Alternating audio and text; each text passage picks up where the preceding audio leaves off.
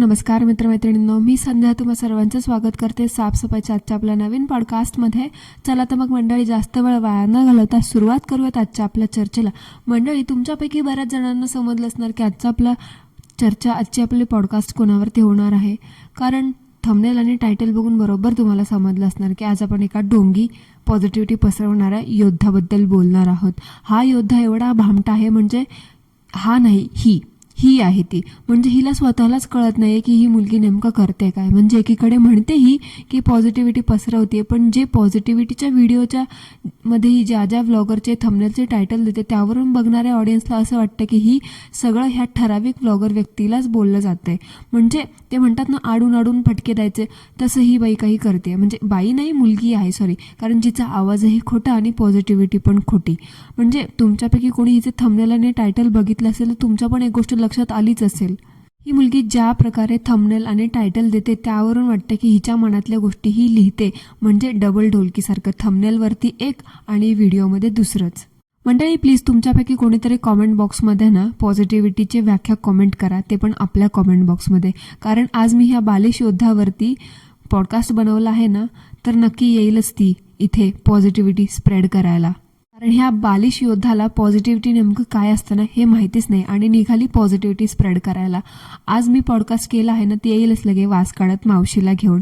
म्हणजे पॉडकास्टमध्ये मी काय बोललं हे ऐकायला. कारण उद्या तिला माझ्यावरती व्हिडिओ बनवायचा असेल ना, मग निदान त्यानिमित्ताने तरी तिला पॉझिटिव्हिटीचा अर्थ काय हे समजेल. काय ग पॉझिटिव्हवाले, कशी काय अचानक निगेटिव्ह झालीस ग तू? म्हणजे तू तर खूप पॉझिटिव्हिटीच्या बड्या टिमक्या वाजवत होतीस ना, मग अचानक स्वतःला रोस्टर समजायला लागलीस का? म्हणजे मी असं का बोलते मंडळी ते पण सांगते तुम्हाला. म्हणजे तुम्हाला तर माहितीच असेल की एवढे दिवस ही बालिश मुलगी फक्त हिच्या फेवरेट मावसी पावसी इच्छाधारी नागिन फणश्रीबद्दलच पॉझिटिव्हिटी पसरवत होती आणि जास्त पॉझिटिव्हिटीच्या टिमक्या फक्त तिने फणश्रीच्याच वाजवलेल्या आहेत. बाकीचे जे आहेत त्यांच्यावरती फक्त नावाला 1-2 व्हिडिओ मात्र बनवले असतील, पण मावसीवत्र मात्र हिचं खूप जास्त प्रेम आहे, जे हिच्यावरती कंटिन्यू व्हिडिओ बनवते. प्रेम आहे का फक्त दिशाभूल करते? आता हे पॉझिटिव्ह योद्धा, येशील ना वास काढत माझा पॉडकास्ट ऐकायला, तेव्हा त्याचं उत्तर पण देऊन जा. एवढे दिवस ही मुलगी फक्त मी पॉझिटिव्हिटी पसरवते, मी खूप पॉझिटिव्ह आहे, आमच्यासारख्या लोकांमुळे वातावरण निगेटिव्ह होतं आहे, आमच्यासारख्या लोकांचे व्हिडिओ बघू नका, असं याच्यावरती तिचं घराणं चालू होतं. पण गेल्या 15 दिवस झालं, 1 महिन्यापासून ही बिचारी बहुतेक रिपीटेडच व्हिडिओ टाकते. रिपीटेडच व्हिडिओ टाकते. बहुतेक पॉझिटिव्हिटीचा कंटेंट संपला असावा. आज सडनली ह्या मुलीने पॉझिटिव्हिटी पसरत आहे असं म्हणत एवढे दिवस लोकांची दिशाभूल केली. पण तिने आज ठराविक एका ब्लॉगरबद्दल निगेटिव्ह बोलली.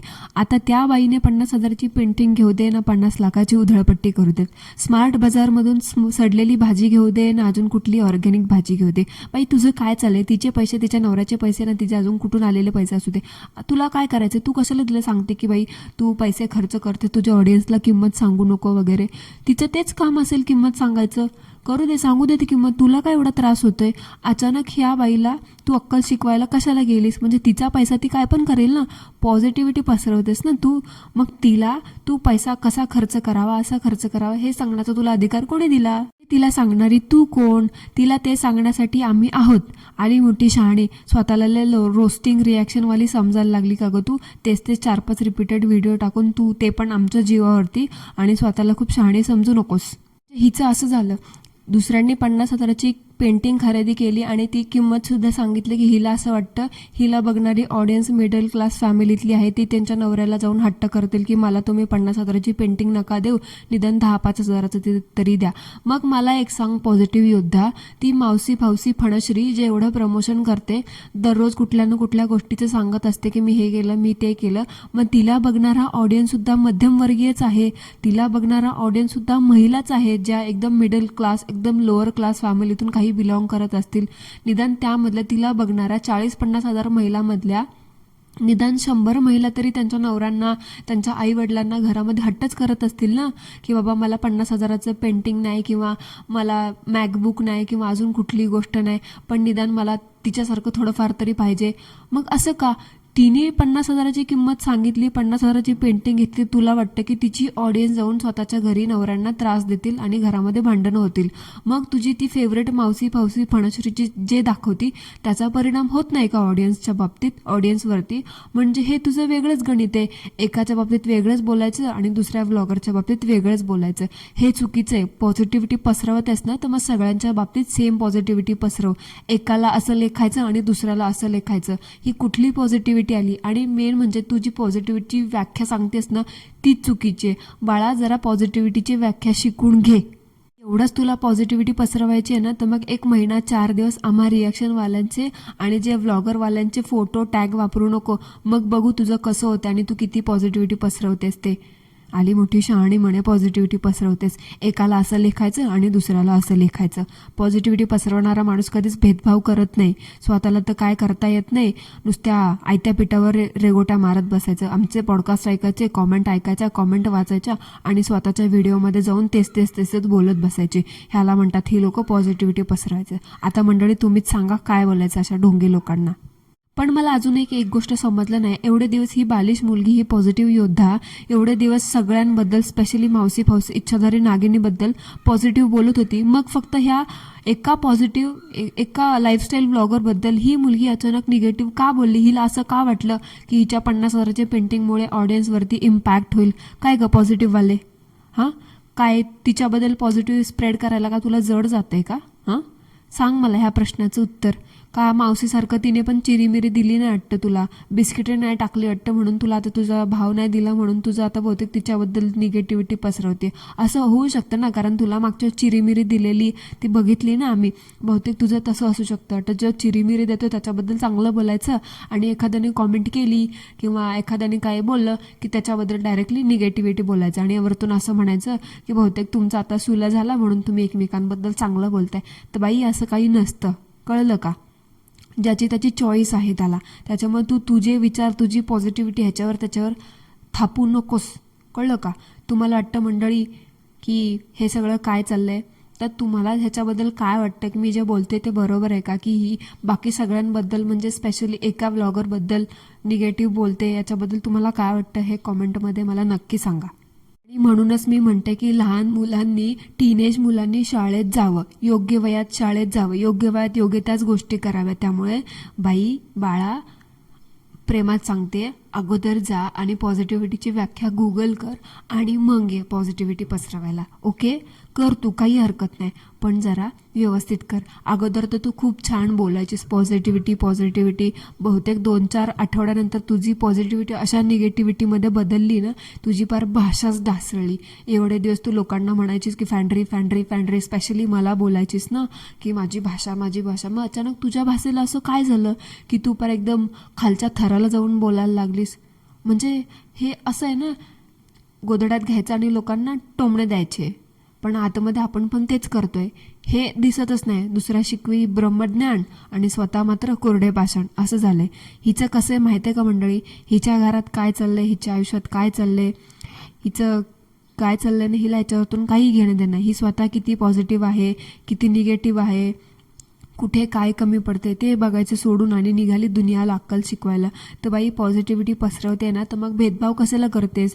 जे हिला आवडत आहे त्यांच्याबद्दल ही फक्त चांगलं बोलते आणि जे हिचा खरा चेहरा समोर आणत आहेत, हिला जे आवडत नाहीत त्यांच्याबद्दल ही बाई निगेटिव्ह बोलते, निगेटिव्हिटी पसरवते. आता ही कसली पॉझिटिव्हिटी, भेदभाव करणारी, आता हे हिलाच माहिती.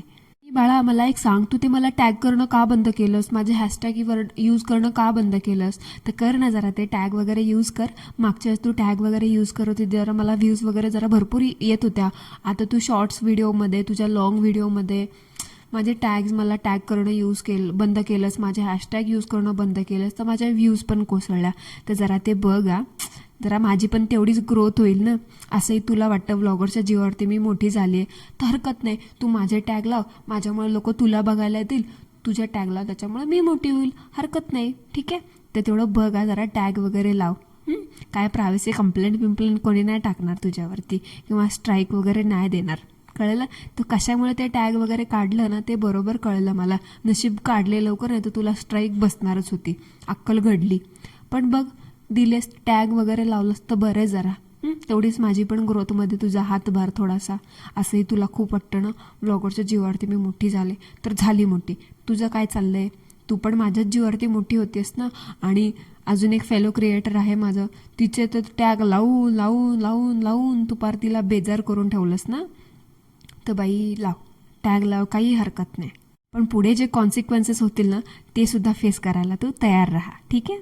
मंडळी, तुम्हाला माहिती आहे का, ही पॉझिटिव्ह योद्धा मला म्हणायची की मी माझं चॅनल ब्लॉगरच्या जीवावरती मोठं केलं. हां ठीक आहे, केलं, मी मान्य करते ते. तर मग बालिश योद्धा, तू कसं तुझं चॅनल माझं आणि प्रणालीला टॅग करून आमच्या दोघांच्या जीवावरती मोठं केलंय? म्हणजे जसं तुझं टॅग करणं बंद केलं तसं तुला कोणी भावही देत नाही. बघ कशा व्ह्यूज कोसळल्यात तुझ्या. आणि म्हणे आम्ही निगेटिव्हिटी पसरवतो म्हणून आम्ही आमचं तोंड लपवतो, आमचं तोंड दाखवण्यासारखं नाहीये, तोंड लपवून आम्ही हे करतो, ब्लॉगर्सच्या जीवावरती आम्ही हे करतो. तर ठीक आहे, ठीक आहे, मी सगळं ते ॲक्सेप्ट करते. पण बाई, तू तर पॉझिटिव्हिटी पसरवतेस ना, मग तुझी अशी कोणती मजबुरी की तुला तुझं तोंड लपवंसं वाटते? पॉझिटिव्हिटी लपवायला कसली आली लाज? तू ते पॉझिटिव्हिटी पसरवताना पण तोंड लपवतेस. तुझा आवाजही खोटा आणि तुझी पॉझिटिव्हिटीही खोटी. चला, मी म्हणू शकते की मी निगेटिव्हिटी पसरवते म्हणून मी माझं तोंड लपवते, पण तुझी कोणती अशी मजबुरी आली का? दाखवण्यासारखं नाही का? माझं तर दाखवण्यासारखं आहे बघ. वेळ आली ना मी ते नक्की दाखवल. पण तुझं जे चित्रवर्णन मला समजलं ना त्याच्यावरतून वाढणं काळी मोडी तू आहेस आणि त्याच्यावरतून मला तर वाटत नाही की दाखवण्यासारखं असेल म्हणून. सो आपल्या आपल्या लेवलनुसार राहायचं, समजलं ना.